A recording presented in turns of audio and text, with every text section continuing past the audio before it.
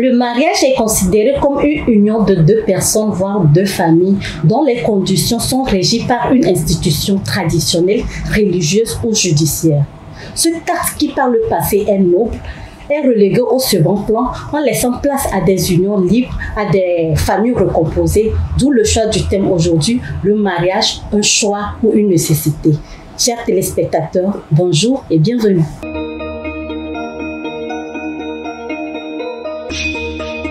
De retour sur ce plateau, pour dénicher ce thème de fond en comble, je ne suis pas seule. Je suis accompagnée de Manuela. Bonjour. Comment est-ce que tu vas? Je vais très bien. De Monsieur Ator Kofi. Monsieur Ator, bonjour. Bonjour. Soyez les bienvenus. Merci beaucoup.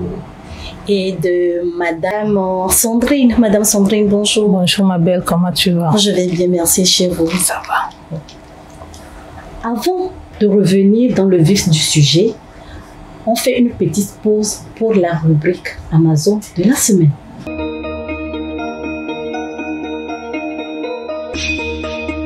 Hello mes Amazones, j'espère que vous allez bien parce que moi ça va super bien. Aujourd'hui dans la rubrique Amazon de la semaine, nous allons au Congo, oui. Thérèse Isaac Kirogozi, son nom à l'état civil, elle est née à Kinshasa le 3 juin 1973 et elle est ingénieure. Tenez-vous bien, c'est à partir d'une histoire vécue, une histoire familiale, une histoire personnelle, qu'elle a eu l'ingénieuse idée de fabriquer des robots policiers qui régulent la circulation dans la capitale de Kinshasa. Et franchement, son histoire m'a réellement touchée. Je vous invite à aller le lire parce que c'est une histoire qui montre que quand vous avez de la détermination à faire quelque chose, vous pouvez le faire et peu importe les barrières, peu importe ce que vous rencontrez comme, comment dire, comme difficulté, justement, vous pouvez y arriver. Et même étant une femme, elle a su se faire une place, elle a su se faire un nom dans le domaine de l'ingénierie. Donc, on se dit sur ces belles paroles à tout à l'heure. Merci Manuela. Nous revenons dans le vif du sujet, un mariage, un choix ou une nécessité. Comme honneur aux dames, je me tourne vers Madame Sandrine. Madame Sandrine, bonjour. Bonjour ma belle. Quand vous entendez parler du mariage, ça vous fait penser à quoi? Quand moi j'entends personnellement parler de mariage, ça me fait penser d'abord au sacrifice. Au sacrifice? Oui. Et on se retrouve dans une famille, un homme et une femme, pour devenir une meilleure version de soi. On vient avec deux éducations différentes, on se met ensemble et on grandit ensemble. Parce que quand vous prenez de part le passé, c'est un papa qui voit que son fils est mature, il est en âge de se marier et il va chercher une femme pour son fils. Et il cherche, que ce soit physiquement ou spirituellement, il cherche pour mettre deux personnes ensemble qui vont grandir et réussir ensemble. Ce qui fait que les foyers du passé marchaient très bien. Parce que le parent prenait sur lui de marier son fils ou sa fille avec la meilleure personne possible. Et ce n'était pas l'amour qui était mis en avant, mais c'est qu'il faut absolument qu'un homme ait une aide à ses côtés pour avoir une progéniture. Donc pour moi, ça reste intact dans ma tête. Même à cette génération, je me dis, si nous améliorons notre façon de penser, notre façon de vivre, nous allons avoir des familles heureuses en mettant la base sur le sacrifice. Merci madame pour cette belle définition. La même question va à monsieur Rato. Oui, le mariage. Qu'est-ce que je pense du mariage? Je pense que madame a très bien planté le décor. Pour ma part, je dirais que le mariage fait partie de ces composants de la vie d'une personne. Après l'enfance, on a l'éducation. L'enfant va à l'école. Après l'éducation, il y a la vie professionnelle. Pour la vie professionnelle, il y a justement la vie de mariage. Et dans ma spécialité d'ambassadeur genre et développement, le mariage fait justement partie de ces domaines où les droits des gens sont violés. Voilà, parce qu'aujourd'hui, si nous faisons le sondage, beaucoup de personnes, que ce soit les jeunes filles ou les femmes, sont malheureuses justement avec ce côté, ce facteur mariage-là. Parce que certaines ont un mariage imposé, certaines ont conçu par leur avis. Pour certaines personnes, ça marche, d'accord, mais pour d'autres, elles tombent justement sur une personne qu'elles n'ont pas choisie, qu'elles n'ont pas désiré. Peut-être c'est un accident de jeunesse qui se passe et ils se mettent ensemble. Donc aujourd'hui, le mariage, quand madame parle de sacrifice, je suis d'accord. Moi, j'ajouterais peut-être un questionnement. Il faudrait qu'on puisse revoir la question du mariage. Parce que madame a très bien planté le décor, c'est toute l'éternité d'une vie en fait. Ou bien l'avenir d'une personne qui est définie par le mariage. Et si on ne pose pas les bonnes bases, cette personne est condamnée à souffrir toute sa vie. Voilà. D'où ma seconde question. Pour vous, le mariage, c'est un choix ou une nécessité? Aujourd'hui, je vais plutôt, dans des plaisirs à madame, je vais plutôt dire que ça aurait été bien qu'on donne le choix à toutes les personnes qui veulent s'engager dans le mariage de pouvoir se prononcer. Voilà. Pourquoi? Parce que en fait, on se dit que c'est vrai, on peut ne pas avoir toutes les capacités pour faire un bon choix. On est d'accord. Parce que madame a dit, c'est pas forcément le mariage dans le terme classique du sens, non, c'est pas forcément l'amour dans le terme classique du mariage. Mais aujourd'hui, je vois une personne qui a de belles attirances. C'est rondeur. Comment le dire? Voilà. Donc je me dis, c'est ma meilleure personne. Je rentre dans le mariage avec elle. Et si à l'avenir ça ne marche pas, au moins je suis responsable de mon choix. Parfaitement d'accord. Je partage cet avis. Maintenant, si ce sont les parents, ou bien peut-être c'est l'église, ou bien c'est la communauté qui fait le choix pour moi et que je suis malheureux demain, je dirais que c'est eux.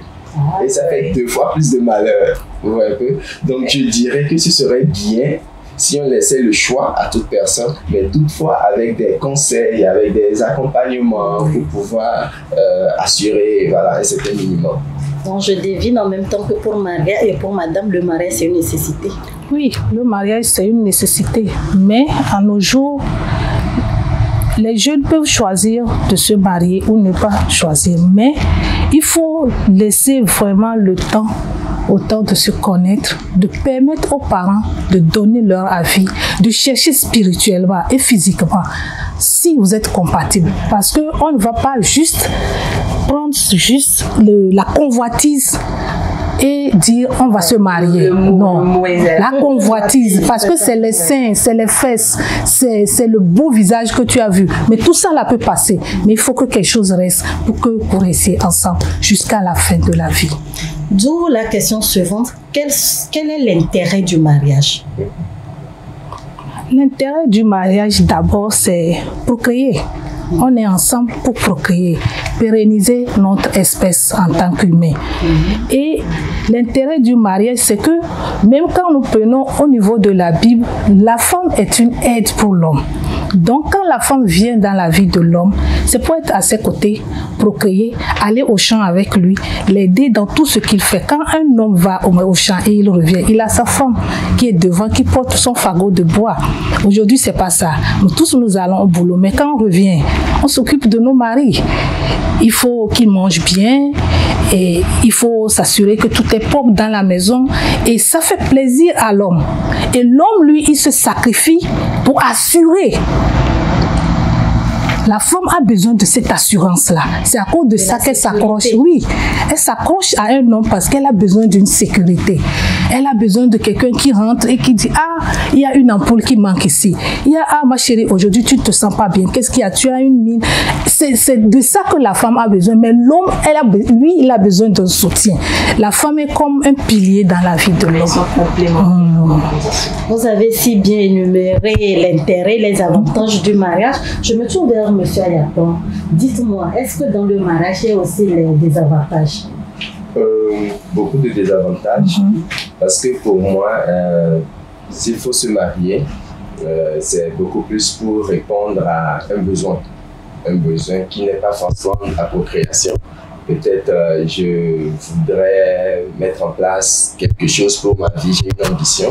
Alors je cherche la femme qui autour de moi peut m'aider à atteindre cet objectif-là. C'est-à-dire que si je vais devenir ambassadeur, du Togo en Espagne.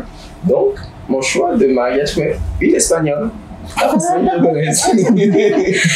de l'intérêt. Donc, toutes les femmes togolaises qui m'ont venu vers moi. Il y a un objectif à atteindre. Donc, je fais mon choix en fonction de ça. Donc, il y a forcément des intérêts. C'est-à-dire que ça m'aide à aller vers l'avant. Maintenant, madame a souligné un point aussi très important, que les deux personnes sont complémentaires. Maintenant, si je prends une femme parce qu'elle m'aide à atteindre ma vision, il faudrait que moi aussi en retour, je puisse être redevable à cette femme-là. Et pour moi, c'est ce qui fait la beauté de la vie. Deux individus qui se mettent ensemble pour un objectif. Pour un objectif. Maintenant, on va parler d'un point spirituel. Ok. Dans notre monde où le côté spirituel n'est plus vraiment à la mode, mais vraiment pris en considération. Il n'est plus pris en considération. Je crois que c'est l'occasion aussi de pouvoir interpeller les jeunes par rapport à ça. Mais je me dis, aujourd'hui, on est beaucoup plus focalisé sur l'intérêt économique. Oui. Par exemple, un jeune qui veut aller vivre en France, il choisit une Française.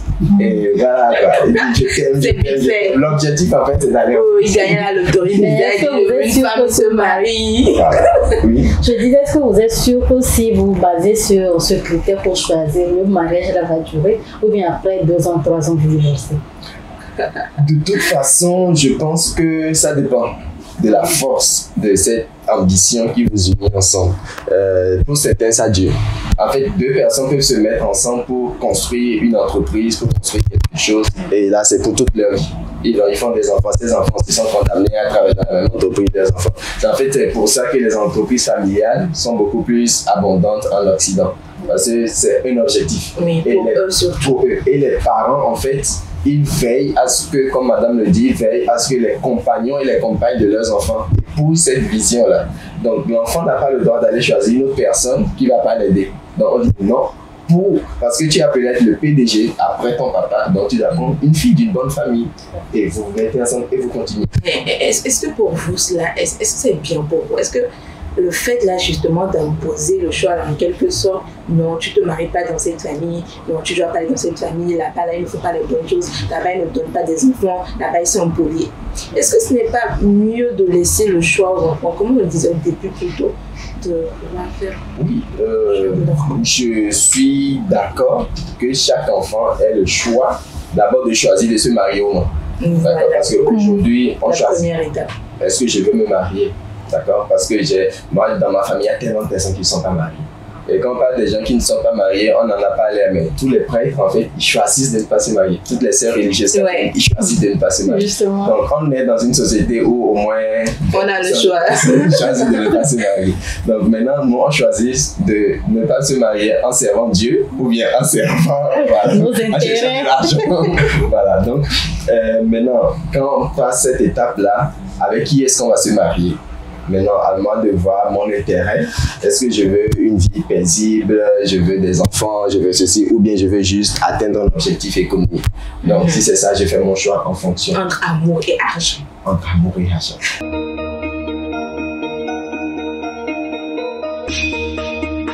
De retour, ma chère Manuela, aurais-tu une question pour nous évoquer? Oui, par rapport à notre petite discussion de tout à l'heure, justement, je voulais demander, est-ce que selon vous, pourquoi est-ce qu'aujourd'hui, les hommes, tout comme les femmes, n'ont plus cette envie-là de se marier, de s'unir à quelqu'un? Selon moi, aujourd'hui, il y a trop de souffrance dans les couples. Et nos enfants, surtout nous les femmes, nos enfants vivent cette souffrance avec nous. Quand un homme t'abandonne, ou un homme te tabasse, ou un homme ne paye pas, peut-être ça dit, il y a des hommes irresponsables. Il ne s'occupe pas, oui. Il peut s'occuper de ses enfants et de sa famille correctement, mais il préfère aller vivre dehors avec d'autres femmes, gaspiller son argent dehors. Donc, il n'a pas le sens du sacrifice pour prendre soin de sa famille. Il peut être polygame, mais il peut faire tout ce qu'il veut, mais qu'il ait le sens du sacrifice pour prendre soin de sa famille et se dire, ah, chaque femme a besoin d'affection. Ce qui fait que les enfants grandissent dans l'harmonie en voyant leurs parents heureux. Aujourd'hui, nos enfants ne nous voient pas heureux. C'est juste des laps de temps de bonheur qu'ils voient. Quand une fille voit sa maman depuis qu'elle est enfant pleurer tout le temps, Moi, je n'aime pas mêler mes enfants, par exemple, à mes situations de couple parce que je ne veux pas les fragiliser. Mais beaucoup de femmes laissent les enfants interférer dans leurs histoires de couple, ce qui fait que les enfants prennent souvent parti pour leur maman. Et une fille qui grandit en voyant son papa tabasser sa maman tout le temps, elle se forge un charisme. Et soit elle décide de ne pas se marier, soit elle décide de rentrer dans le foyer avec une force différente de celle de sa maman. Ce sont ces femmes-là qui tabassent leur mari. Elles crient sur leur mari. Et les hommes sont droits parce qu'ils sont amoureux. Sans être botémisé. Non, il n'est pas botémisé. Il est amoureux. Mais la femme ne s'est pas formée à être amoureuse. Elle s'est formée pour être comme un homme dans le foyer. Elle s'impose. Elle venge sa mère. Elle venge sa mère. Soit elle décide de ne pas se marier et elle reste comme ça. Oui. Et il y a d'autres garçons aussi, à force de voir leur maman souffrir aussi, ils se disent, à quoi bon si je ne suis pas prêt à faire mieux, pourquoi me marier? Ou il se dit, ah, je n'ai pas assez de moyens pour mettre à l'aise ma femme, donc j'attends. Et à force d'attendre, de devenir meilleur, il vieillit et il finit aussi par tomber sur une mauvaise personne. Donc ce qui fait que c'est au fait les expériences des parents qui font que les gens n'ont pas véritablement envie de se mettre en couple. Si les enfants ont vécu dans les foyers heureux, pourquoi ne pas répéter la chose? Mais il y a trop de couples malheureux ces derniers temps. Mais cela m'amène à poser une autre question. Ce n'est pas l'obligation, sinon le choix des parents, le fait d'imposer à cette personne-là de se marier à cette personne-là parce que c'est une bonne famille, il vient d'une bonne famille et tout. Ce n'est pas ça qui a fait qu'il n'y a pas réellement de l'amour dans le foyer et qui a fait que cela impacte sur les enfants en fait. Parce que tu n'as pas choisi d'être avec celui-là, mais papa dit qu'il vient d'une bonne famille, ils ont l'argent, ils font de beaux enfants, donc tu vas là-bas. Ton cœur n'y est pas, mais tu y vas. Donc, à force d'être ensemble et de faire peut-être après 5 ans, 10 ans, tu te fatigues et tu deviens étouffé. Donc, forcément, tu n'es plus heureuse dans cette relation. Non, avant, justement, le mariage n'était pas basé sur l'amour. C'est aujourd'hui qu'il y a ce problème-là. C'est dans le passé, vu qu'il n'y a pas de l'amour, est-ce que tu peux être heureuse? Ça se construit. L'amour se construit. À l'époque, l'amour se construisait. À l'époque. Oui, l'amour se construisait. Aujourd'hui, on ne construit pas l'amour. On se voit, le feeling tout de suite, on dit que c'est l'amour. L'amour se construisait, donc on avait le sens du sacrifice. Nos grands-mamans sont restées au foyer jusqu'à mourir. Mais aujourd'hui, il n'y a pas ça. Je souffre, je pars. Parce que c'est l'amour qui m'a amené. Ce n'est pas le sens du sacrifice. On t'éduque en te disant que tu dois te marier pour ceci, cela. Tu te maries pas par amour. Mais quand tu rentres, c'est ce que tombe à la façon dont le mari traite la femme qui fait que la femme tombe amoureuse de son mari. En fait, ce que madame dit est très important dans le sens où aujourd'hui on se dit c'est parce que je t'aime que je vais t'écouter. Donc demain quand j'ai aimé une autre personne, je te quitte. C'est ça. Donc, en fait, madame dit un truc très important. On ne construit pas un mariage sur l'amour, sur le feeling qu'on a pour une personne, mais sur la tête. Je décide d'être avec cette personne. Donc, quel que soit ce qui se passe, on est ensemble. Et parce qu'on est appelé à vivre ensemble. C'est parce qu'on est appelé à vivre ensemble qu'on cultive l'amour. Parce qu'on ne peut pas être ensemble si on ne s'aime pas. Mais à la base, ce n'est pas le feeling que j'ai pour cette personne qui fait que je suis là. Mais non, madame posait une question par rapport à ce qui fait que aujourd'hui, les hommes et les femmes ne se marient plus. Madame a donné un élément de réponse. Je vais aussi parler de la société. La société dans laquelle nous vivons qui nous dit que en fait c'est parce qu'on a le feeling pour cette personne qu'il faut qu'on l'épouse. Mais demain quand le feeling, on dit sentiment, ça manque quoi. Donc quand le sentiment sera pour une autre personne, quelque chose. Quand le sentiment sera pour une autre personne, ça fait que l'amour aussi ne sera plus stable. Donc d'autres personnes, ce n'est pas forcément parce qu'on leur a imposé de se marier qu'elles sont malheureux, mais parce qu'ils ont fait de mauvais choix. Et c'est ce qui fait le plus peur, moi. Voilà. Dans cette introduction, madame commence à parler de famille recomposée. Imaginez qu'à 20 ans, une fille a ce qu'on appelle petite amie et qu'ils ont fait 3 ans ensemble, ça ne marche pas. Elle a une autre petite amie à 24 ans, ils font 3 ans, ça ne marche pas. En fait, elle va se marier finalement avec quelqu'un qui l'a enceinté, ils vont faire un enfant, 2 enfants, ça ne marche pas et puis elle dit je suis fatiguée. En devient des petits connards. Donc cette personne-là, quand vous lui parlez de mariage, elle va dire nous aussi on est passé par là. Mais en fait, c'est parce qu'elle n'a pas fait de bons choix. On ne lui a pas imposé, mais elle-même, ses choix ont fait que vraiment c'est compliqué pour elle. C'est compliqué. Donc, il y a les événements de la vie, il y a certaines personnes qui ont bien commencé, mais la distance. Quelqu'un a pris une bourse d'études pour 5 ans. Bon, on sait que c'est relation. En tout cas. Donc, il y a tellement de choses. D'autres aujourd'hui, c'est le facteur santé. Ils ne sont pas compatibles. Les trépanos. Par exemple, vous aimez comment. Et c'est pareil. Ouais, donc, il y a tellement de choses. J'ai une dernière question. Comment faire pour retrouver l'engouement du mariage de la vieille époque? Voilà de nos grands-parents. Non, ça peut se faire par via l'éducation. Ça dépend de l'éducation de base. Mais non, madame a soulevé un point, mais moi, c'est pas parce que je suis forcément jeune, hein, mais la question c'est est-ce que le mariage de la vieille époque est le meilleur modèle? Quand madame disait que nos grands-mamans sont restées jusqu'à leur mort dans le foyer. Mais par sacrifice. Il faudrait qu'on comprenne. Malgré les coups, malgré les problèmes. Et c'est ce que nos parents ont vu, que s'ils ont reproduit ça. Et on a vu nos mamans souffrir. Est-ce qu'aujourd'hui, le mariage de l'ancienne époque, le mari te tape? Tu vas en famille, tu te plains, c'est comme ça, moi aussi je suis resté.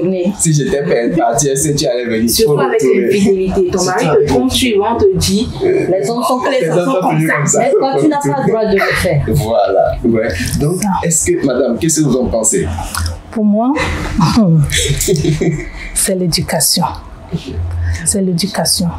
Nous, en tant que femmes, on doit apprendre à nos enfants que ce qu'ils voient à la télé là, ce que les blancs font là, c'est pas ça qu'on appelle le mariage.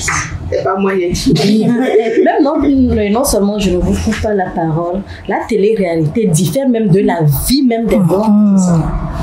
Donc, c'est ça. Ce que vous voyez à la télé, c'est pas ça qu'on appelle mariage.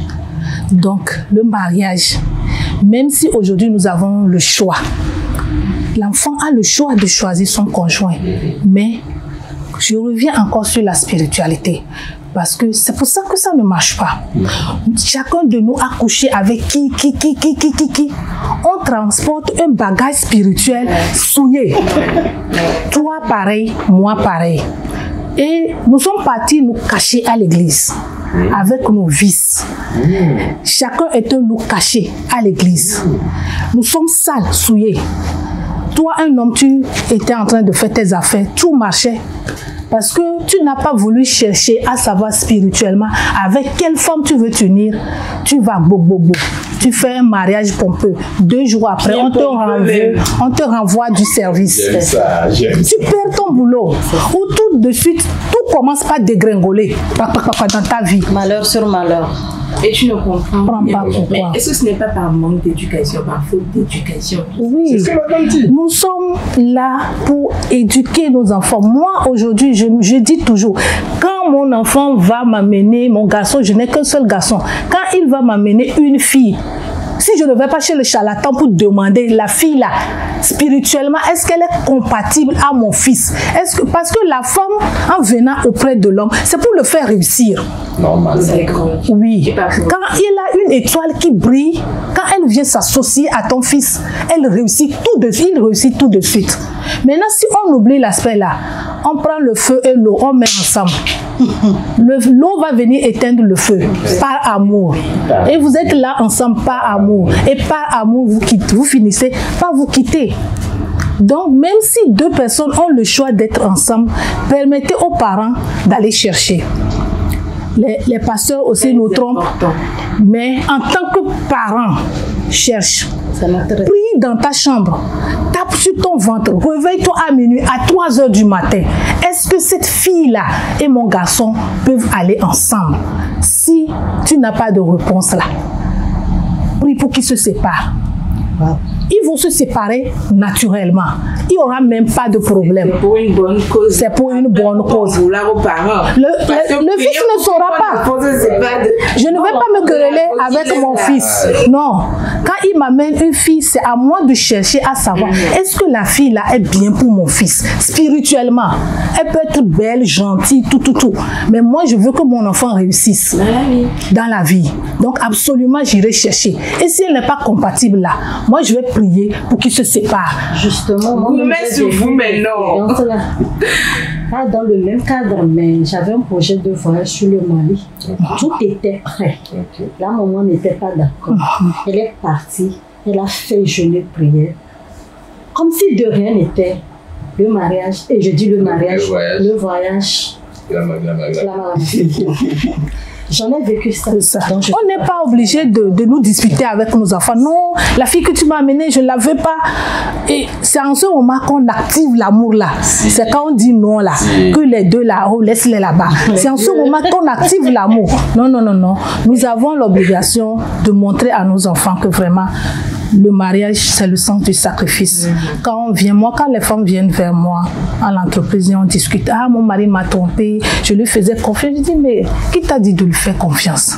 On ne fait pas confiance à un homme. On ne fait pas confiance à un homme. Parce que, non. C'est touché. Oui.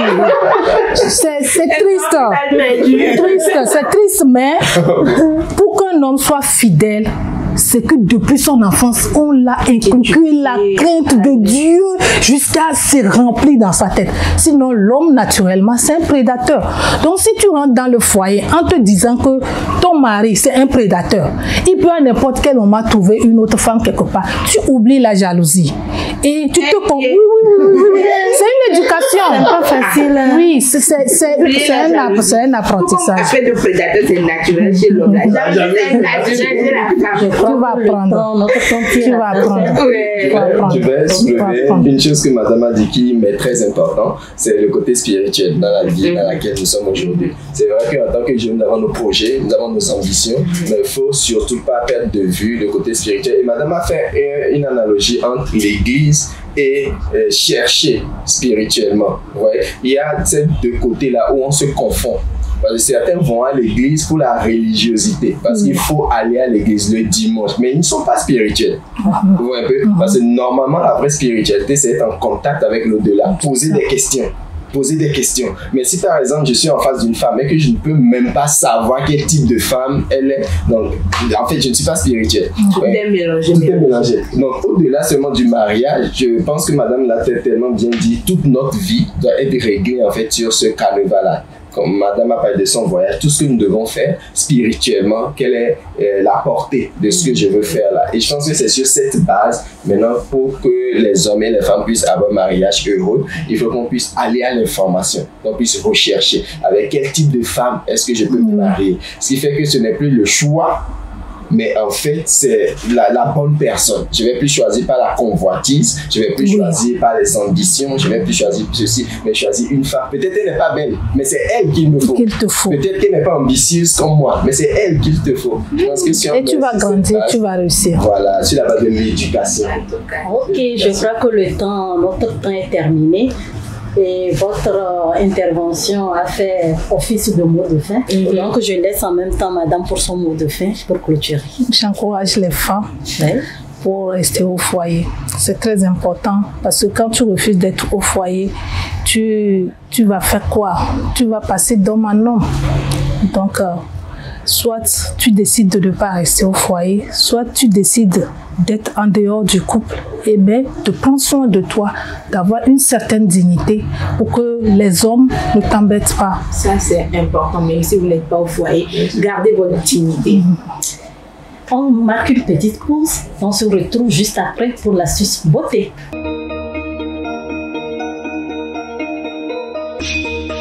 Alors Manuela, dis-nous tout sur l'astuce beauté du jour. Aujourd'hui, pour l'astuce beauté, on va voir comment rendre ses regards, son regard un peu plus profond, un peu plus comme vous voyez. Donc, il suffit juste avec un crayon noir basique que vous pouvez avoir à 100 francs n'importe où. Vous allez juste mettre ça au ras de sourcil. Je ne voulais pas faire ça. Déjà, je ne sais pas si on peut Oui. accrocher un peu la caméra, mais il y a une toute petite différence déjà. Donc, si on me parle de vraiment, on pensera que là, c'est un peu plus infini. Les yeux de biche. Moi, je confirme.